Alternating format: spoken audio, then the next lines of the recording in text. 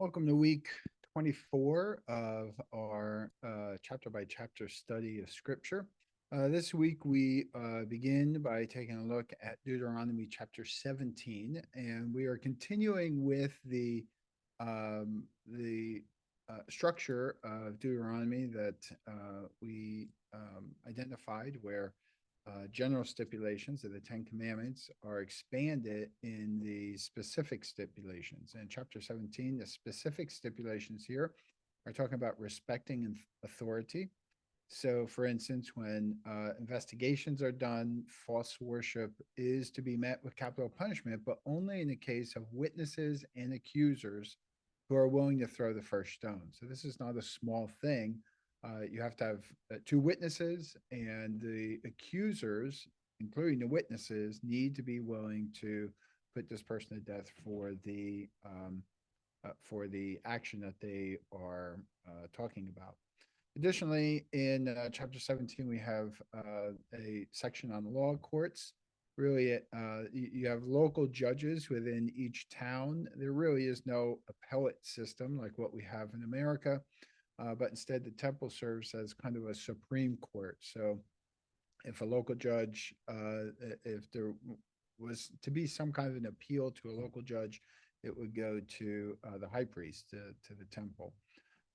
And going against the judges or the temple brings about capital punishment as well. At the end of chapter 17, we see material on the king. And God knew that the people would long for a king instead of him, and lays out what responsibilities there are for the king. We're a bit a ways from this, but when we get to Solomon, just before the kingdom division, we're going to see that he breaks all of these personal characteristics that God talked about here. So God was creating these parameters and really indicating that the king is not above the law, that the king couldn't just make whatever laws he wanted, that the king was subservient to the Mosaic law. And this is why the king had to write the law out by hand and read it throughout his entire kingship. He was not above the law. Well, as we move on to chapter 18, we see that the specific stipulations continue, and they continue with the connection to respecting authority. So, the respecting authority and the general stipulations of the Ten Commandments is honor your father and mother. And now in chapter 17 and 18, we have these specific stipulations going on. So you have a section about the priests and the Levites, and the priests and Levites are to be respected because the priests are cared for by God. So these are people under God's care, and so therefore there's a certain level of respect for the authority that they carry. And then there is two sections, one on occultic practices as well as true prophets. And occultic practices are forbidden. And instead, God says he will reveal through his particular prophets rather than trying to seek an understanding of what is happening in the spiritual realm. God says to trust him and to trust the prophets. Well, the distinction in, for instance, verses 18 and 19, there's this kind of looking forward to this future prophet. I will raise up for them a prophet like you from among your fellow Israelites, and I will put my words into his mouth. He will tell them everything that I command them. Notice the distinction between a prophet and then to the more specific, the prophet, right? I myself will call to account anyone who does not listen to my words that the prophet speaks in my name. And so there's this distinction between a prophet in the future, but then the prophet. And so again, of course, we see this fulfilled in Jesus Christ. And this prophet is one who speaks what God says. So how do we know whether a prophet is a good prophet or not? Well, the test of a prophet is not miracles.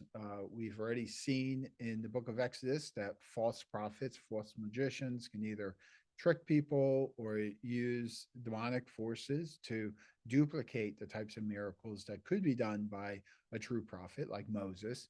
But instead, God places the hardest test possible on a true prophet, and that is fulfillment.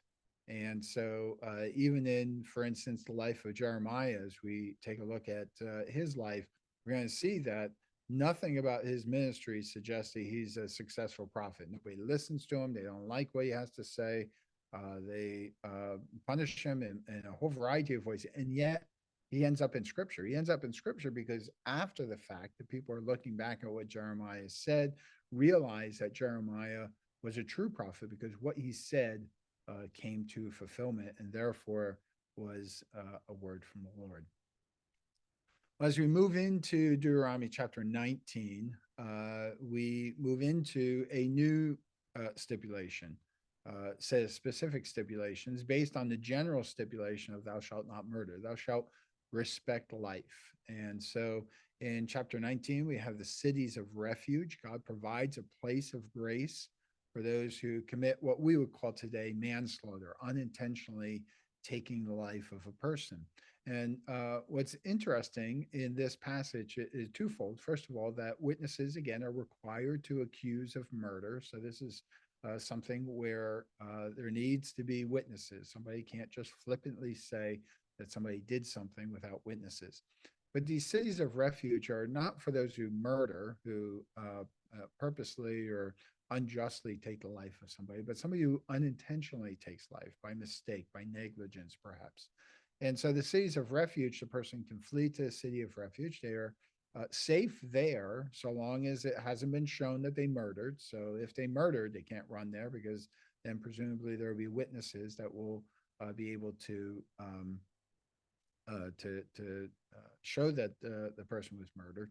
But if it's manslaughter, they can go there, and then they need to stay there for the entirety of the life of the high priest. And this seems a bit it might feel as though it's a bit arbitrary, but what this really does is places the length of the time that the person is in the city of refuge in God's hands, because God is the one who gives and takes life. And so God is the one who knows how long this person is going to stay in this city of refuge, and then can either bring about whatever aspects of their life in that city. Perhaps they die in that city. Perhaps they never get to go back to their own family. Perhaps at some point they do get to go back. And this is similar to our own understanding of manslaughter.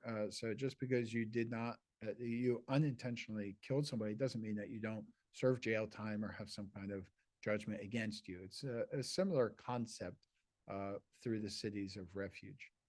As we move into chapter 20, we see really the very same specific stipulations focusing on the respect of life.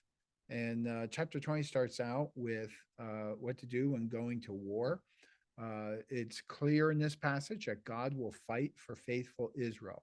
So much so that they can send soldiers home, even in the face of greater armies. When you read through chapter 20, they're sending people home, in case you have a field that you haven't harvested yet, or just been married, or something of that nature. Really, what it's saying is that you ought not to put your faith in the strength of the army, but instead, if you've been faithful to God, God will fight for you. And what's interesting here, and this is going to become very important to us once we get into the book of Joshua, you'll notice that if a non-Canaanite city offers peace, so there are 7 people groups that require utter destruction. And we'll talk about that when we get to Joshua. But if a non-Canaanite city offers peace, some city that is not associated with these 7 city nations, that city can be taken as laborers, and the city should not be destroyed, and the people should not be killed.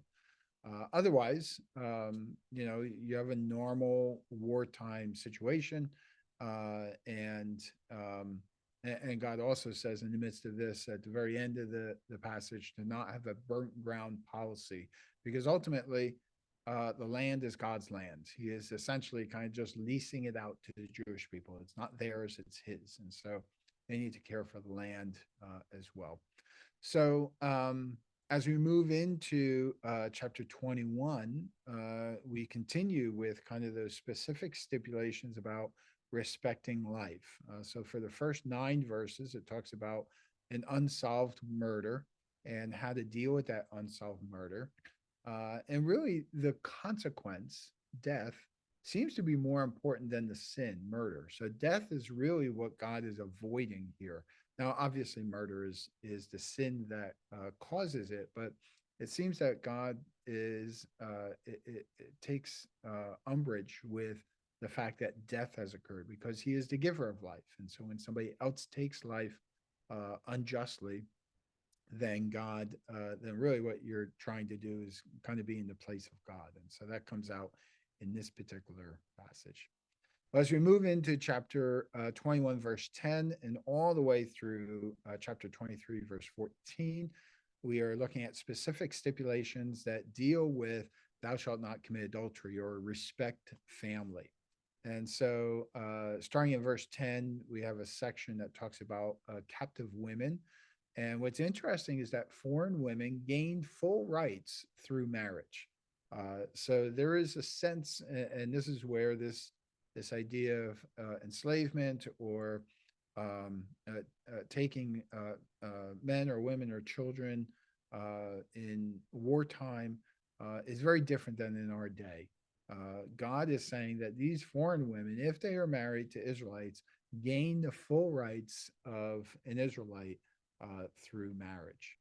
The chapter also in verse 15 starts talking about firstborn rights, and firstborn rights, even in dysfunctional polygamous relationships, need to be handled in a way that is good. Notice that Abraham, although technically Abraham didn't have two wives, but definitely Jacob did, and he did not follow this. So there is a distinction between kind of the patriarchal time frame as well as the Mosaic Law time frame in terms of an understanding of how God wanted people to live. Verse 18 through 21, we have the passage on a rebellious son. Now, clearly, the sin that is being talked about here is ongoing and continuous. Notice in verse 18, if someone has a stubborn and rebellious son who does not obey his father and mother and will not listen to them when they discipline him, this is not the slip of a tongue or something said in passing anger. And we know that because as we move along in verse 19, it says, his father and mother shall take hold of him and bring him to the elders at the gate. So the punishment is not an impulsive act of anger or vengeance on the part of the parents, but must be meted out by the judges of the community and must be brought by both parents. So you have both parents not acting rashly, but bringing their son to the city gate for the judges to, in the city gate, to determine what is to be done. And here, the sin that they're talking about is a deep seated sin. It is a true danger to the family and or to the society. And we can see this because it in verse 21, you have, you must purge the evil from among you. All Israel will hear of it and be afraid. And so there's a sense in which the rebelliousness that's being talked about here is not just normal teenage angst or rebellion. This is a true danger to either the family or the society. And the punishment is designed to preserve the nation since the child is clearly not pursuing holiness. And then there's a kind of as a last command in terms of really still part of this respecting family is how to deal with family who has died. And so when somebody died, if their body was hung on a tree or nailed to a tree, it was intended to shame the individual as cursed by God. But God says they must be buried the same day and take away that family shame. Of course, this particular passage is going to be incredibly important when we get to our study of Jesus Christ and how he became sin for us, how he became cursed for us. And as a spoiler, it's because he was hung on a tree, not by himself, but by somebody else. And therefore, he is able to take on the curse and the sin that the law identifies all of our curse and sin, because he is hung on a cross, he is nailed to the cross. On chapter 22, we continue on with specific stipulations respecting family. So there are requirements here to look out for those who have lost their property, to help those who are in need of assistance. There is the verse 5, a woman must not wear men's clothing, nor a man wear women's clothing, for the Lord your God detests anyone who does this. This is really talking about transvestitism rather than transgenderism, although I think some of the principles probably apply to both. Certainly, God created unique genders, and there should not be confusion of the genders. It prohibits trying to deceive others in regard to their gender. It doesn't mean that women can't wear pants or anything of that nature, but there's a sense in which the family dynamics and roles that are tied to gender are trying to be deceived in the way that a person is presenting themselves, and possibly this was something that was part of the pagan worship during the day. Well, we see a number of different commands that follow this. Mother birds, young, and eggs really talks about not utterly destroying a family, creating protections for families in unsafe situations. And you do have do not wear clothes of wool and linen woven together, or plowing with an ox and donkey yoked together. Uh, Part of this is really placing the burden on the weak, but more importantly than this, it has this idea of being yoked together or woven together, this idea of intervowing with those who are not part of God's family. Certainly, if you don't kind of weave different types of wool and linen together, if you don't yoke an ox and donkey together, this is kind of one of those situations of, if you don't do it in this very small way, you certainly shouldn't do it in this much greater way of vowing yourself for your life to someone who's not part of God's family. Um, and then God goes through, commands regarding marriage violations, which I think are fairly straightforward here. Some of these sexual violations that are near the end of the chapter, really talk about how a vow to commitment must accompany sexual activity. So this is one of those passages that talk about not having sexual activity outside of marriage. And when that marriage, when that vow of commitment is removed, either through adultery or forcefully, it must be punished in some way. And so these sexual violations um, at the end of chapter 22 are touching upon that. Well, as we move into chapter 23, we see the specific stipulations still kind of in that context of respecting family for the first 14 verses.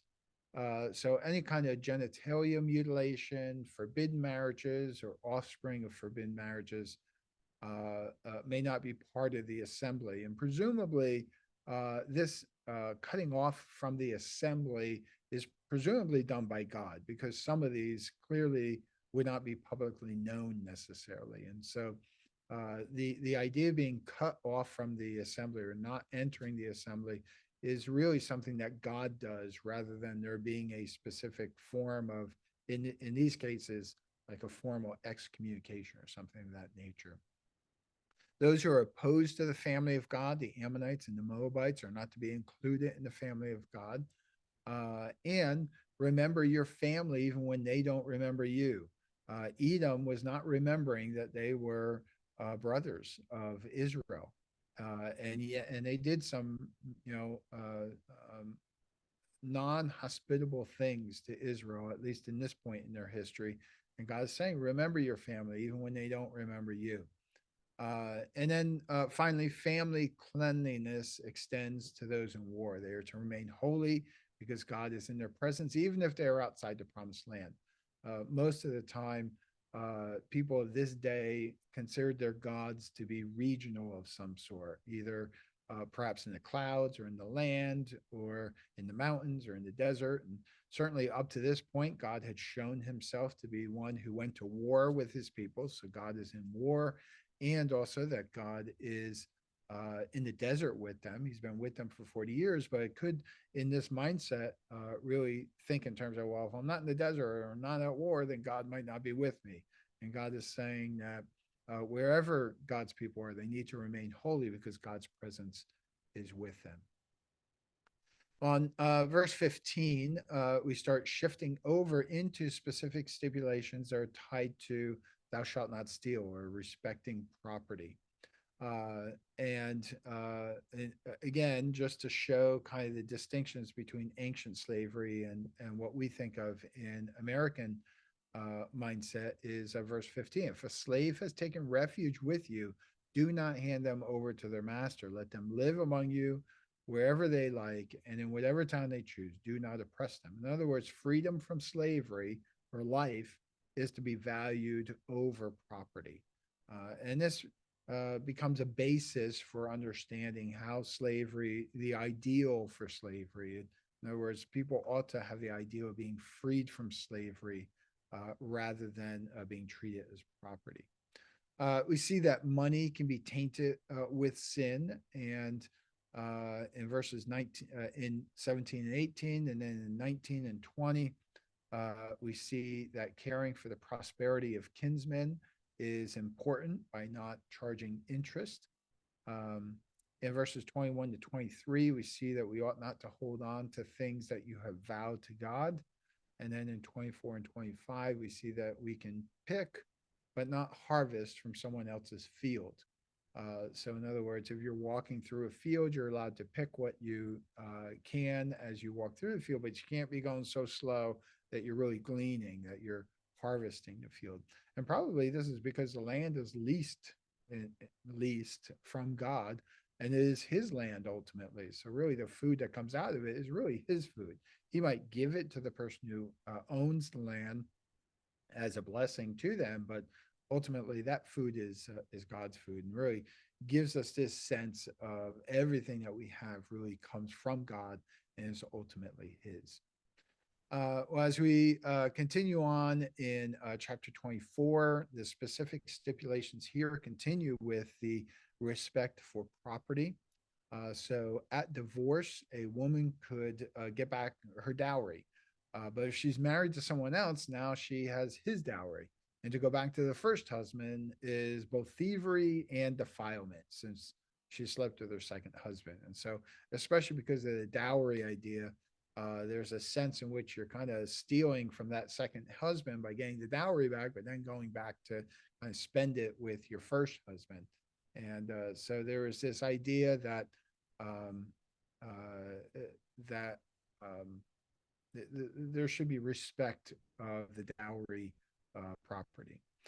Rather than pursuing the spoils of war, building a relationship with a wife is more important. So this is why this ties into kind of respecting property, not because the wife is a property, but because the relationship with the wife is more important than the property that could be gained from the spoils of war.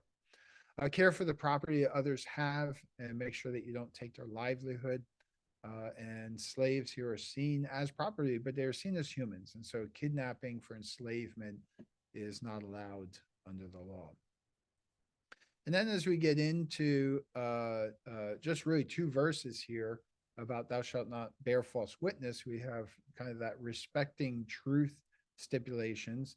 And really it's just verses 8 and 9 and refers back to Miriam.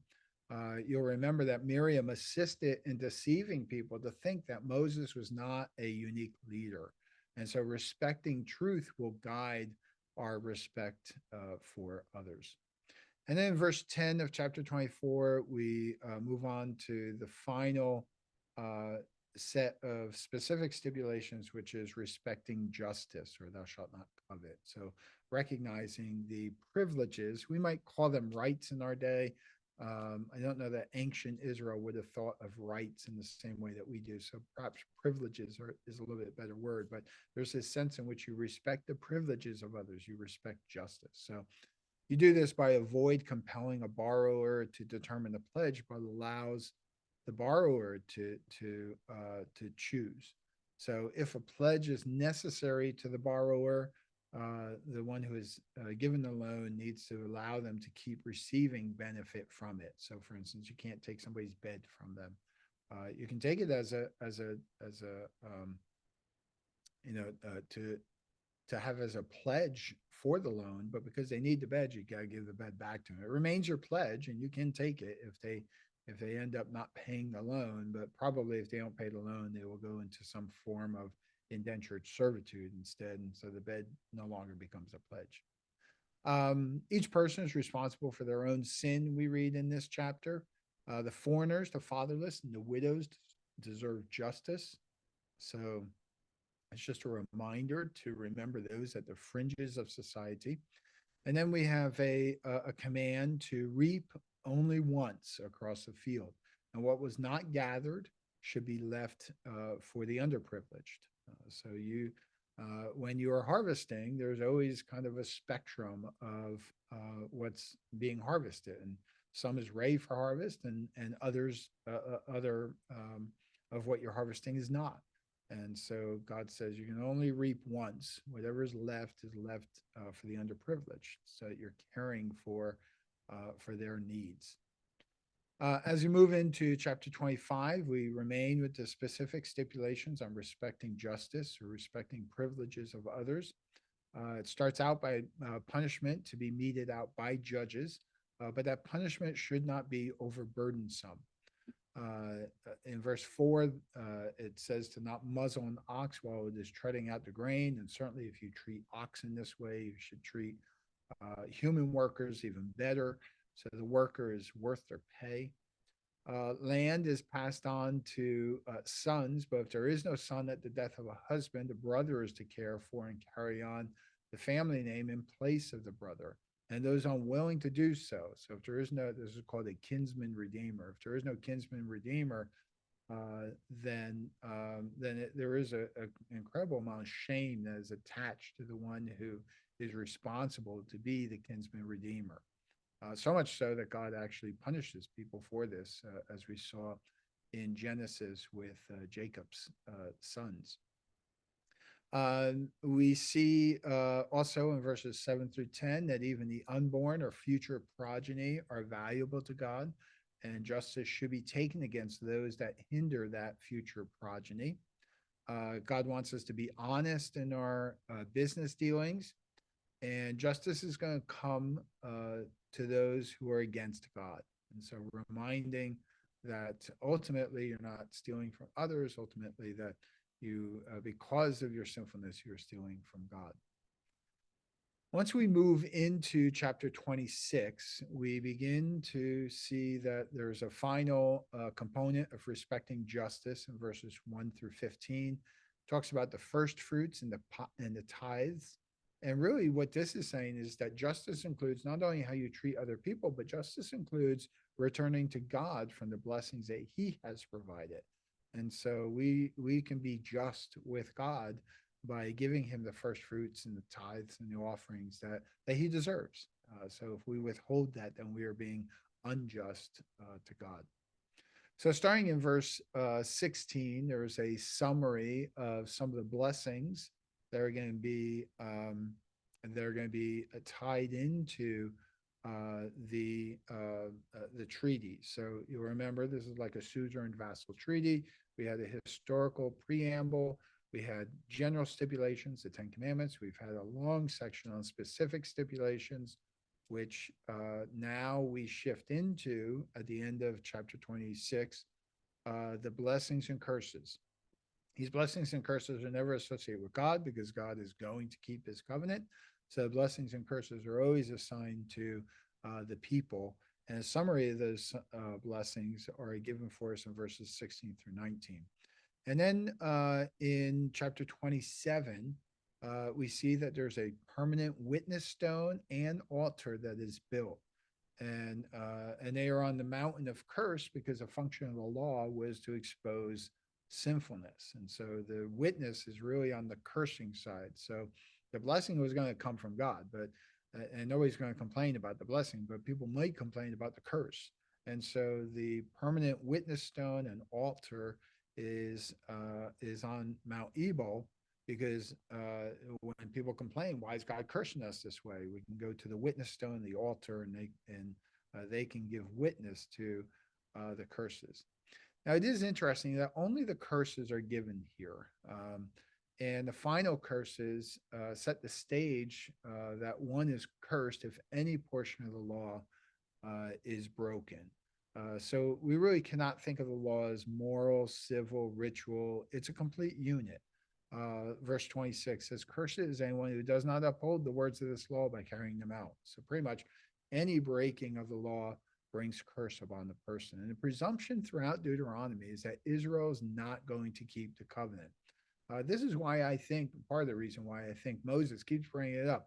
It's your fault that I got angry and don't get to go into the promised land. Now, it's his anger, it's his sin, it's his lack of faith, which we've read about already. So we're not absolving Moses of any responsibility, but I think Moses continuing to tell them, like, this is what you drove me to, just shows their propensity to sin against God. And therefore, I think the blessings um, uh, for the two different mountains. So Mount Ebal is really the only one where the curses are given. We don't hear the offsetting blessings because the presumption is that the people are going to break the covenant. So we also see that there are some parallels with Genesis. So the first humanity and the new humanity in Israel, God's power laden words offer life and death through obedience and disobedience, just like it was in Genesis chapter 2. Disobedience results in expulsion from the land, from the promised land, or from Eden. Obedience results in fellowship with God within Eden or in the land. So Genesis 1, 2, and 3 and Deuteronomy here are really paralleling themselves, especially because God himself is the source of life through his life-giving word. And so a curse is offered in both for disobedience. And so we kind of see that God is once again starting over with this Mosaic law to kind of bring back what was lost in Eden. In addition to the stone and the altar, all of Israel, all 13 tribes are included as witnesses to this. And so